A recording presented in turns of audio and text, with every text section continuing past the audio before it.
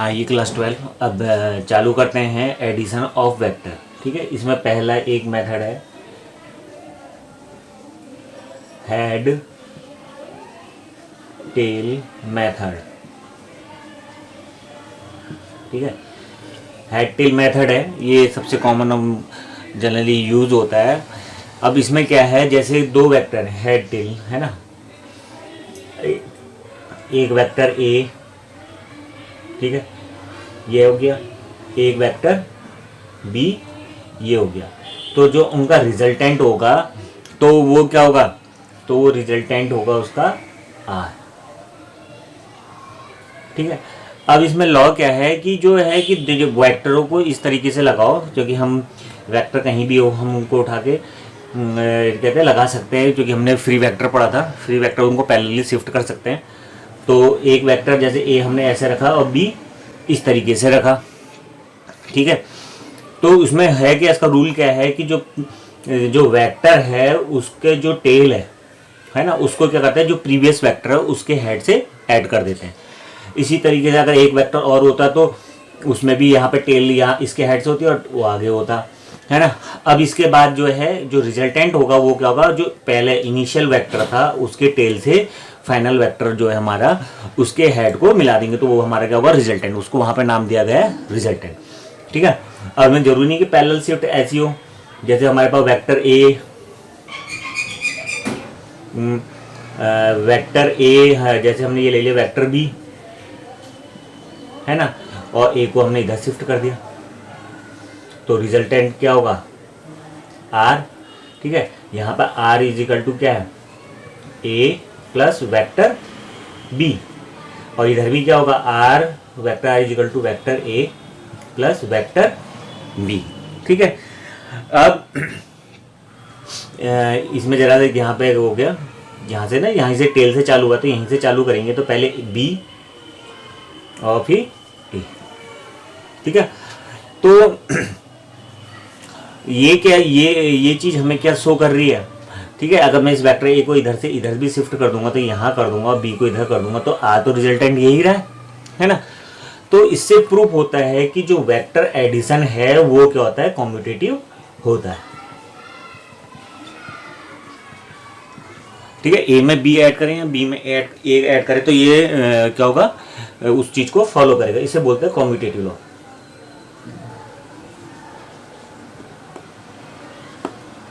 Vector addition क्या होता है, कॉम्यूटेटिव होता है। ए प्लस बी कहें या बी प्लस ए कहें, वो क्या होगी, बात एक ही होगी। ठीक है, अब इसी तरीके से में एक एसोसिएटिव लॉ आता है। एसोसिएटिव लॉ क्या होता है, उसमें तीन वेक्टर हो गए, जैसे हमारे पास ए है ना, बी, एक वेक्टर सी है। तो इसमें कहने का मतलब है कि पहले हम ए प्लस बी को ऐड कर लें और उसमें फिर सी को ऐड कर लें। ठीक है, तो हमारा रिजल्टेंट इसी तरीके से, अगर हम ए को बाद में और बी प्लस सी को पहले ऐड करें तो उसके बाद उसके लिए देखते हैं। तो इसके लिए मैं अलग से बना रहा हूँ, यहाँ पे ये ए हो गया है ना, ये बी है और ये हमारा सी है। ठीक है, रिजल्टेंट हमारा यहाँ पे तो अब की बार क्या करा, बी प्लस सी को ऐड करा तो बी से बी है और उस पर सी ऐड हो रहा, तो रिजल्टेंट कहाँ होगा, यहाँ पहले वाली की टेल से फाइनल वाले के हेड की तरफ को है ना। इसको हमने जैसे ई दे दिया तो ए है ना प्लस ये हो जाएगा हमारा रिजल्टेंट ई। अब ए यहाँ से ए और ए से ई जाएंगे तो रिजल्टेंट यहाँ से इधर को डिनोट करेंगे, तो ये कितना आ जाएगा, तो इस तरीके से हम कह सकते हैं कि जो वेक्टर एडिशन होता है वो कॉम्यूटेटिव प्लस एसोसिएटिव।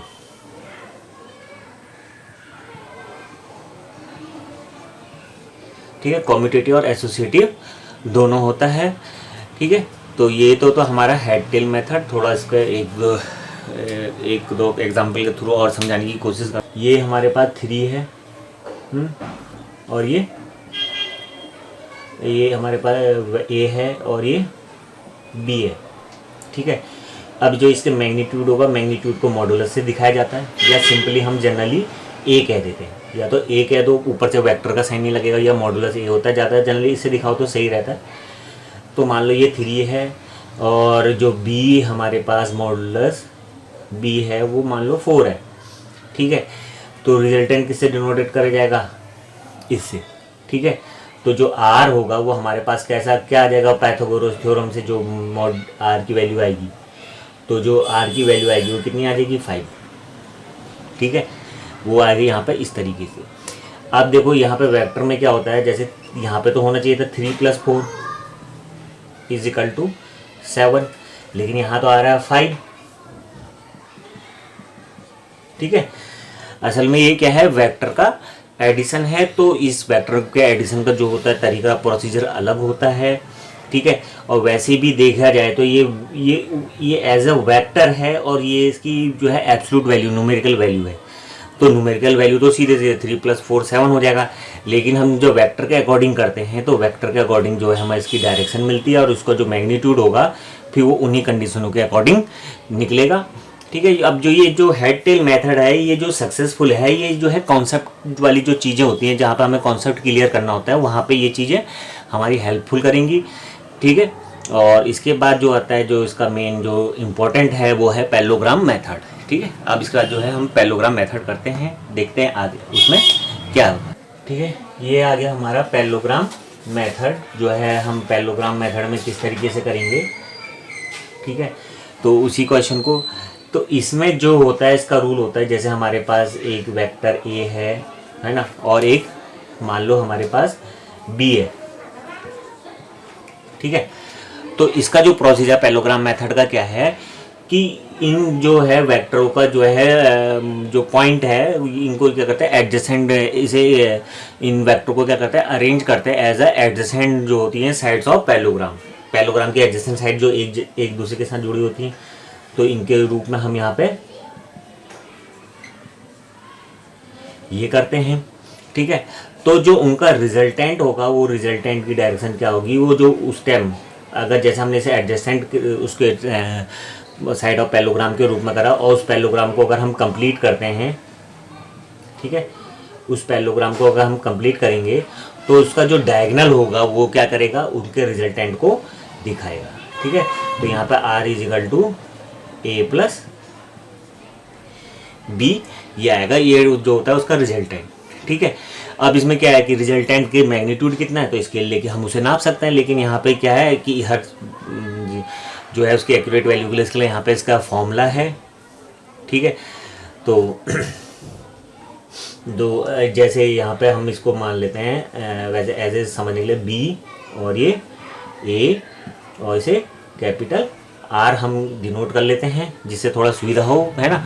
और जो इनके एब्सोल्यूट वैल्यू से ए बी और आर से दिखाएंगे, तो इसका फॉर्मूला होता है R² = A² + B² और 2AB cos थीटा, ठीक है। cos थीटा क्या है, जो इनके बीच का जो एंगल है थीटा वो है, ठीक है। अगर दो वेक्टर ए और बी हैं वो एक दूसरे के से थीटा एंगल बनाते हैं तो जो होगा उनका रिजल्टेंट आर होगा, वो इस फॉर्मूले से उसका मैग्नीट्यूड हम यहाँ पे ये फाइंड करेंगे।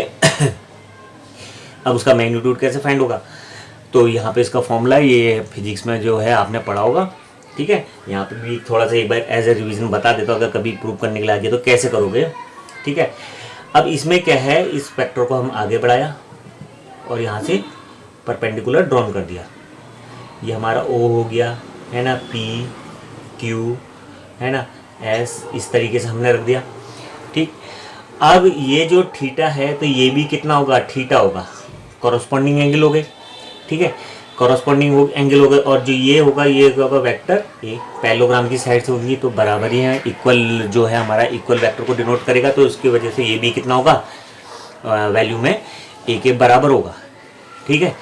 अब हम यहाँ पे देखते हैं तो अगर हम लगाएंगे फॉर्मूला cos थीटा, ठीक है, तो cos theta = base upon hypotenuse, तो कितना आ जाएगा PQ upon PS, PQ upon PS, तो PQ की वैल्यू कितनी आ जाएगी, PQ की वैल्यू आ जाएगी PS cos थीटा, ठीक है। अब इसी तरीके से हम sin थीटा देखें, तो साइन थीटा कितना होगा, Q S upon P S, है ना। और इसमें से क्यू एस की वैल्यू कितनी आ जाएगी, पी एस साइन थीटा। ठीक है। अब इसके बाद इन ट्राइंगल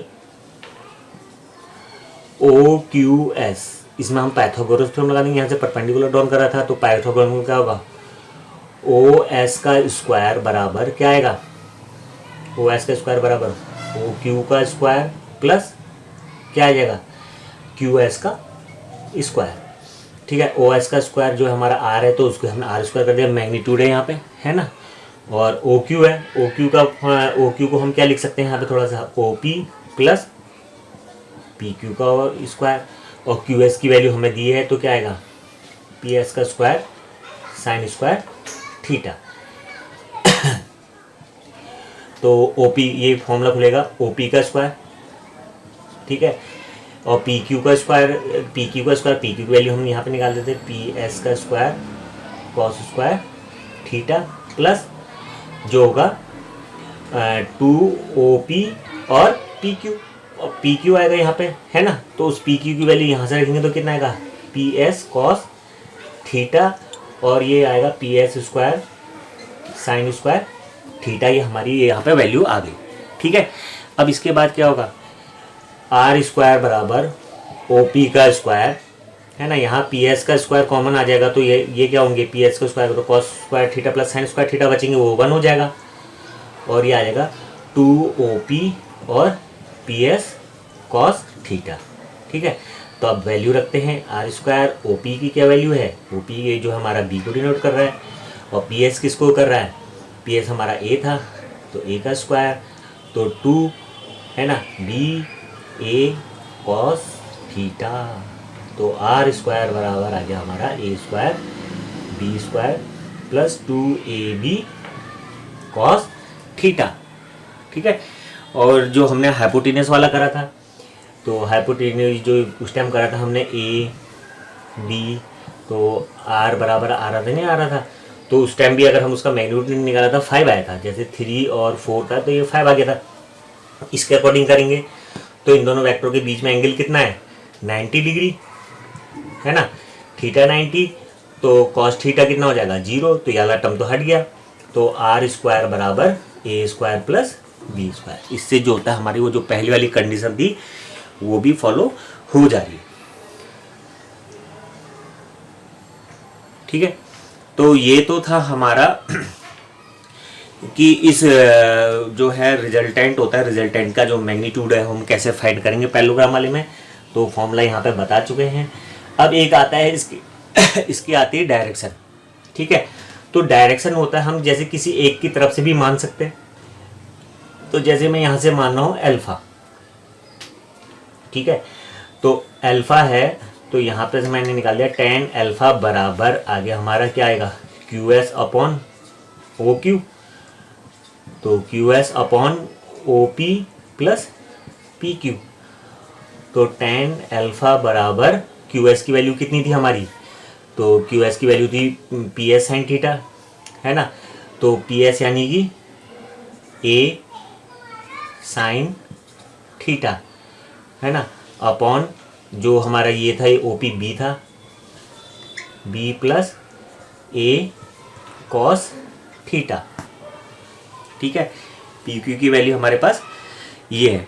तो इसमें क्या होगा ये तो आ गया हमारे पास tan का, तो ये आगे tan बराबर आ जाएगा हमारे जो यहाँ से जो एंगल होता है, जैसे b की तरफ से हमने लिया तो b की तरफ से ले, यानी कि जो दूसरा जो वेक्टर a था तो उसके magnitude into sine theta plus b वैसे ही रहेगा और a कॉस थीटा, इस तरीके से कर सकते हैं।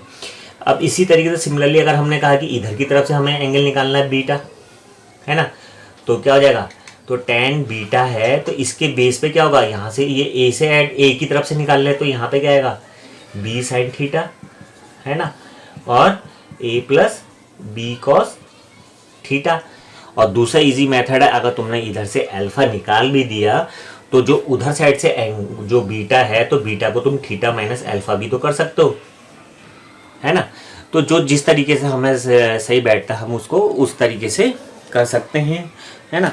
तो ये ध्यान रखना फॉर्मूला की किस तरीके से है, और ये क्या है मैग्नीट्यूड और ये जो है हमारा रिजल्टेंट वेक्टर की जो डायरेक्शन है फ्रॉम एनी कोई वेक्टर है उसकी तरफ से कैसे आता है वो हमने यहाँ पे करा है।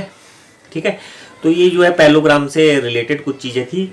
अगले वाली वीडियो में हम जो है ये पोजीशन वेक्टर है जो इससे पहले भी समझा चुका, उसको थोड़ा और क्लियर समझाने की कोशिश करूँगा। पोजीशन वेक्टर हो गया और डायरेक्शन कोसाइन और डायरेक्शन रेशियो, इनके बीच में क्या रिलेशन है, क्योंकि यही चीज़ हमारे जो है आगे की जो हमारा 3 डायमेंशनल जो है उसमें करता है। ठीक है, तो ये जो एक वेक्टर का चैप्टर है तो ये वैसे पर्टिकुलर आता नहीं है, लेकिन मिक्सअप टाइप का होता है, मतलब 3D ज्योमेट्री के साथ ही मान सकते हो। तो उस 3D ज्योमेट्री के क्वेश्चन आते हैं तो उसी के साथ मिक्सअप होता है, तो उसी में हेल्प करेगा। तो उसमें एक हमें क्या होता है, ईजी हो जाती है। और